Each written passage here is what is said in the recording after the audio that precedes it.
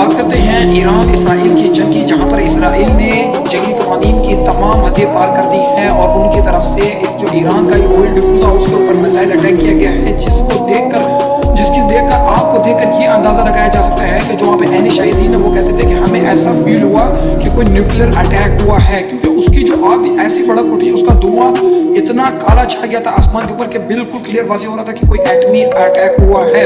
और उसके बाद अगर हम बात करें कि ये जो काला धुआं है वो आसमान पर इस तरह छाया हुआ है कि ईरान में लोगों को तक सूरज की रोशनी या सूरज की तपश की रसाई है वो भी बहुत मुश्किल हो गई है, और वहाँ पर लोगों को सांस लेना में भी बहुत दुश्वारी हो रही है और सांस की बीमारियाँ और जिल की बीमारियों में उनका सामना करना पड़ रहा है। और उससे बड़ा भी मसला ये है कि वहाँ पर जो बारिश हुई है वो ऐसा कह सकते हो कि तेल की बारिश हुई है, काले तेल की बारिश हुई है, और हर जगह उस तेल की वजह से आग लगी हुई है ईरान में। आप तस्वीरों में देख सकते हैं कि जो सीवरेज के पाइपलाइन थी रोडों पे उसमें साउथ में आग लगी, क्योंकि जब पेट्रोल नीचे ऊपर आसमान से गिरता है वही आग की ज़ाहिर सी बात है लगनी है। जो धुआं ऊपर गया वही धुआं पानी बन के नीचे आया है। धुआं किस चीज़ का था? पेट्रोल का था। जब पेट्रोल का धुआं ऊपर जाएगा और वो लिक्विड बन के वापस नीचे आएगा तो उसको आग जरूर लगेगी।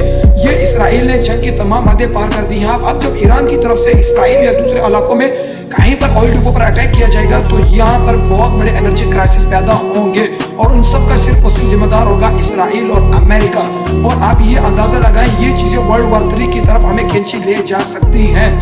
आज खराज अकीदत पेश करते हैं अपने हुक्मरानों की तरफ से सियासत को और उनकी फॉरेन पॉलिसी को, जिनको ये नहीं पता कि फूड पॉलिसी करने के साथ साथ उनसे कुछ फायदे भी हासिल करने होते हैं जिस तरह इंडिया करता है। यहाँ तक कि उनका जो आर्मी चीफ है वो डोनाल्ड ट्रंप का फेवरेट भी नहीं है, और ना ही वहाँ का वज़ीर आज़म जो ट्रंप को बार बार नोबेल पीस प्राइज़ के लिए नॉमिनेट करता है, और ना ही उनका जो प्राइम मिनिस्टर है वो अमेरिका को सैल्यूट करता है। ये सिर्फ हमने ही की है, तो जब हमने इतना मेहनत की है, इतने उनके मेहनत करने की है, तो उनसे फ़ायदा किससे उठा रहा है जिस तरह इंडिया उठा रहा है। इंडिया वो मुल्क है जिसकी रशिया जो कि अमेरिका का सख्त तरीन कह सकते हो एक तरीके से दुश्मन है, तो उससे इंडिया तेल खरीदता भी है, तेल इस्तेमाल भी करता है, और अपने मुल्क में उसको रिफाइन करके दूसरे ममालिक को बेचता भी है। आप क्यों इस तरह की तर्ज सियासत नहीं करते? आप क्यों अमेरिका से इस तरह की डिमांड नहीं करते? आप क्यों अपनी फॉरेन पॉलिसी ऐसी नहीं बनाते कि जंग होने पर किसी मुल्क से मुतासिर ना हो? जिस तरह इंडिया अगर चाइना के साथ जंग भी चलती है लेकिन उनकी आपस में बिलियन ऑफ रुपीज़ की ट्रेड चलती है, तिजारत चलती है, वो अपनी तिजारत को पर कोई कॉम्प्रोमाइज़ नहीं करते। वो दोनों अपनी इकोनॉमी के ऊपर कोई कॉम्प्रोमाइज़ नहीं करते। सिर्फ पाकिस्तान ही है जिसके 2 गोलियाँ चली नहीं होती कि तिजारत के दरवाजे बंद कर देते हैं। क्यों आप अमेरिका से इजाज़त नहीं लेते रशियन ऑयल खरीदने की? क्यों आप ईरान से खरीदते तेल नहीं खरीद सकते जबकि चाइना उनसे खरीद रहे? अमेरिका होता कौन? आपको उनकी इजाज़त की क्यों ज़रूरत है? आपकी फॉरेन पॉलिसी तो ऐसी है कि आप सऊदी अरब के साथ आपको मुश्किल के साथ ना चाहते हुए भी आपको खड़ा होना पड़ रहा है। अभी जो फील्ड मार्शल साहब हमारे सऊदी अरब पहुंचे उनको किस लिए बुलाया? उनको इसीलिए बुलाया है कि भाई आप ईरान के ऊपर हमला करें, अगर नहीं करेंगे तो आपका जो ज़कात चंदा है वो सब बंद हो जाएगा।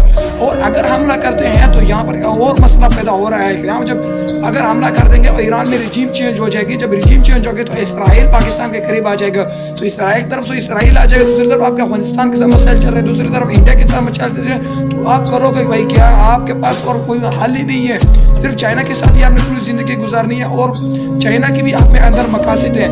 आप फॉरेन पॉलिसी को चाहिए आपने अपनी लग्जरियस लाइफ को, अपनी जो अवाम है उनकी लाइफ को तरजीह दी है। आपने सिर्फ अपने बारे में सोचा हुआ है, आपने अवाम के बारे में कुछ भी नहीं सोचा हुआ, और अवाम को इतना जलील किया हुआ है जब आपकी अवाम के पास 2 वक्त खाने की रोटी नहीं है, और आप अपनी लग्जरियस लाइफ गुजार रहे हैं और 11 अरब रुपए के जहाज़ खरीद रहे हैं, और उसके बाद 11 अरब जहाज़ खरीदने के बाद उसके जो ड्राइवर मंगवा रहे हैं वो भी बाहर से मंगवा रहे हैं, जबकि पाकिस्तानियों के पास खुद इतनी नौकरी करने का पैसे नहीं है कि वो बाहर मुल्क जा रहे हैं। आप बाहर मुल्क से पायलट्स बुला के इधर ले रहे हैं, और उन पायलट्स को 1-1 करोड़ रुपए महाना रुपए तनख्वाह दे रहे हैं आप, और उसके बाद जो जहाज़ खरीद रहे हैं उसके 86 करोड़ रुपए की मेंटेनेंस है आपकी। इतने सारे खर्चे करने के बाद भी आप क्या सोचते हैं कि ये हुक्मरान आपका भला करेंगे? नहीं, ये कभी भी नहीं करेंगे। उसके बाद ब्यूरोक्रेट्स को 1 अरब 8 करोड़ की आपने गाड़ियाँ लेके दी हुई है, उनका क्या करेंगे? उनके बाद जो 80 से 70 से 80 अरब रुपए का पेट्रोल सालाना आप अपने ब्यूरोक्रेट्स को देते हैं, उसका क्या होगा? क्यों आप पेट्रोल को महंगा करने के बाद सिर्फ अवाम के ऊपर डालते हैं? आप क्यों खुद ऐसा बोझ बर्दाश्त नहीं करते? क्यों अपनी लग्जरियस लाइफ को कम नहीं करते? क्यों इस जहाज़ को बेचकर आप हॉस्पिटल नहीं बनाते? क्यों इस जहाज़ को बेचकर आप हाई टेक्नोलॉजी स्कूल नहीं बनाते, क्यों अपनी जो फ्री की जो पेट्रोलियम है उसको बंद नहीं करते? आप तो अफोर्ड कर सकते हैं, आम जो गरीब लोग हैं वो अफोर्ड नहीं कर सकते इतना महंगा पेट्रोल खरीदना। आपके लिए तो कोई मुश्किल बात नहीं है। क्यों आप आवाम जो आम मुलाजमीन है उनके तनख्वाह 10% बढ़ाती हैं और अपनी तनख्वाह 800% बढ़ा देते हैं? क्या सिर्फ आपको ही जीने का हक है? क्या वो जो आम मुलाजमीन की तनख्वाह आपने 40,000 रुपये की हुई, क्या उससे आपका तनख्वाह आपके जो घर है उससे नहीं चल सकता? अगर नहीं चल सकता तो उस मुलाजिम का घर भी नहीं चल सकता जिसको आपने 40,000 रुपये तक महदूद किया हुआ है। आप बड़े बड़े ममालिक की मिसाल देख लें, वहाँ पर जो वज़रा है वो सिर्फ अगर आते गाड़ियों में आते भी हैं तो अपनी ज़ाती गाड़ियों में आते हैं, जबकि हमारे जो अफसरान है ग्रेड 17 से शुरू अगर आगे तक सारे उनको गाड़ी गवर्नमेंट गाड़ियों में मिलती है, उनको बस पेट्रोल मिलता है, उनके बाद ड्राइवर मिलता है, उनको खर्चा मिलता है, सब कुछ। क्यों इस तरह के हमारे आवाम के ऊपर मुसालिम किए? क्यों ये खर्चे खुद बर्दाश्त नहीं किए जाते? क्यों ऐसी पॉलिसीज़ नहीं बजाई जाती जिसके आवाम से बोझ कम किया जाए?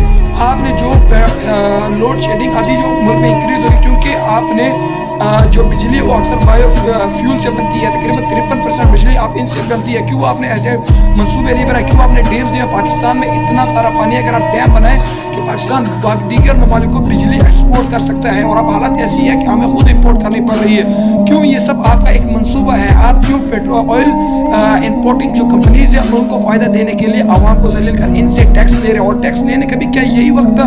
आपने जो 55 रुपये लगाया, पेट्रोल महंगा किया, इसमें 40 रुपये आपने महंगा किया और 15% आपने टैक्स लगाए। क्या टैक्स आप किसी और टाइम नहीं लगा सकते थे?